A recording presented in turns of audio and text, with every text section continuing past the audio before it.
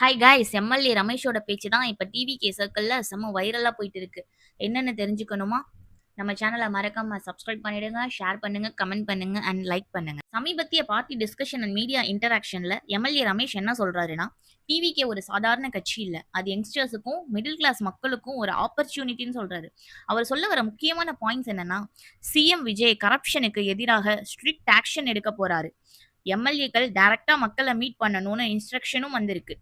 Government ஆஃபீஸஸ்ல லஞ்சம் குறைக்க special மானிட்டரிங்கும் இருக்கு.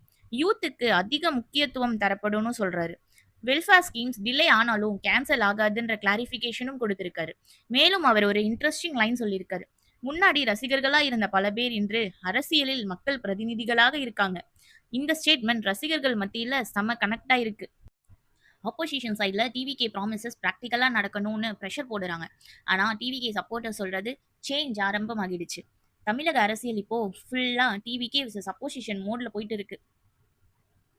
டிவிகே இப்போ ஃபுல் ஃபயரோட இறங்கிட்டாங்க. கண்டிப்பா தமிழ்நாட்டுல மாற்றம் உறுதி. நீங்களும் டிவிகே சப்போர்ட்டர்ஸா? நம்ம சேனலுக்கும் சப்போர்ட் பண்ணுங்க, ஷேர் பண்ணுங்க, லைக் பண்ணுங்க, கமெண்ட் பண்ணுங்க, சப்ஸ்கிரைப் பண்ண மறந்துடாதீங்க. Thank you. அடுத்த வீடியோல சந்திக்கலாம். பாய்.